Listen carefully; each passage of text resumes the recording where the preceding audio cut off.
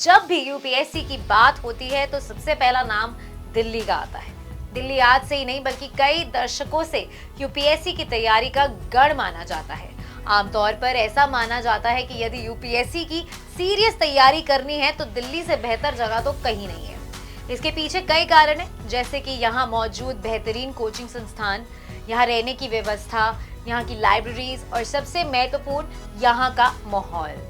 अब दिल्ली देश की राजधानी भी है, जिसके कारण समय के साथ साथ यहाँ रहना आम छात्रों के लिए काफी मुश्किल होता जा रहा है। वो कैसे, जानेंगे आज के वीडियो में।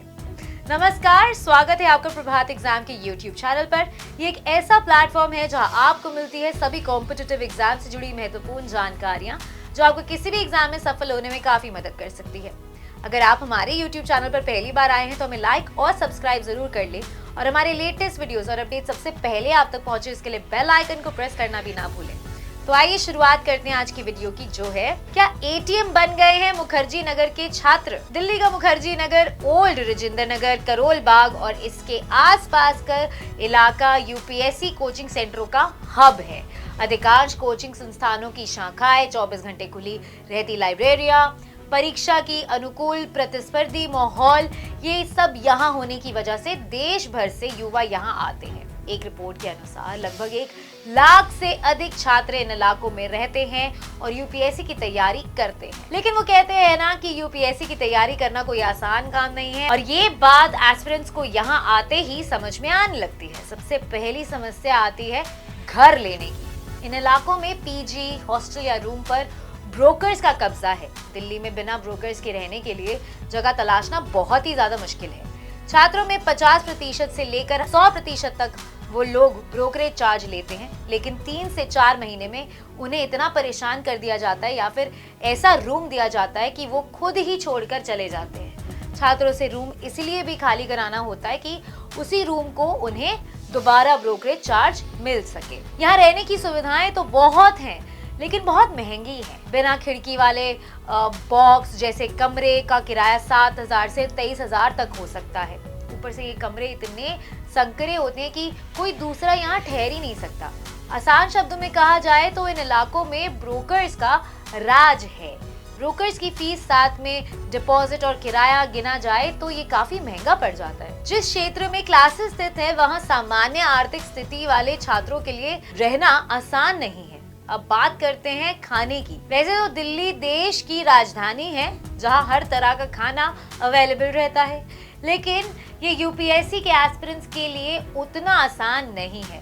जो छात्र यहाँ बाहर से आते हैं उनके लिए यहाँ का खाना एक समस्या से कम नहीं है। यहाँ के अधिकांश छात्रों के अनुसार यहाँ का खाना जितना अच्छा दिखता है उसका स्वाद उतना अच्छा नहीं होता है, और ऐसे में कई एस्पिरेंट्स को सिर्फ इसीलिए यहाँ से वापस जाना पड़ता है क्योंकि उनके लिए यहाँ खाने के अच्छे ऑप्शंस नहीं होते हैं। इसके बाद बारी आती है कोचिंग सेंटर्स की।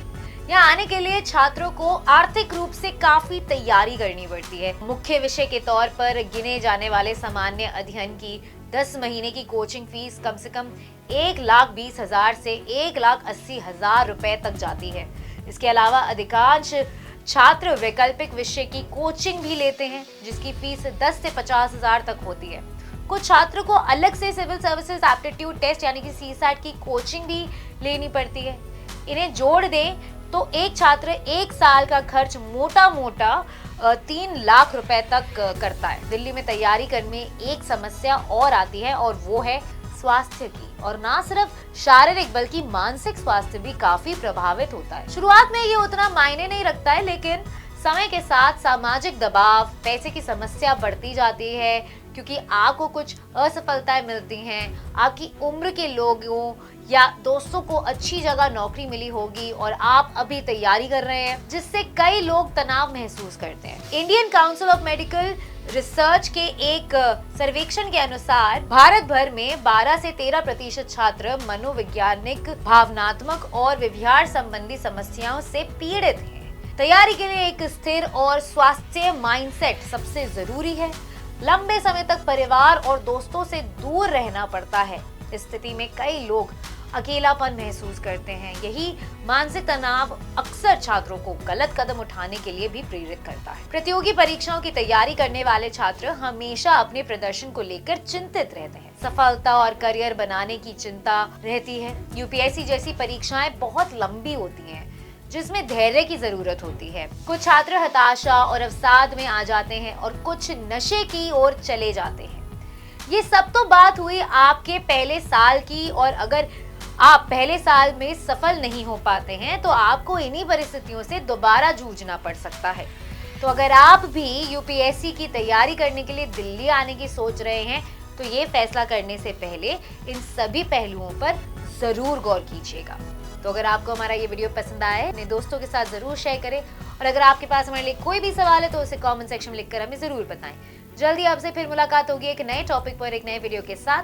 देखते रहिए प्रभात एग्जाम्स। नमस्कार।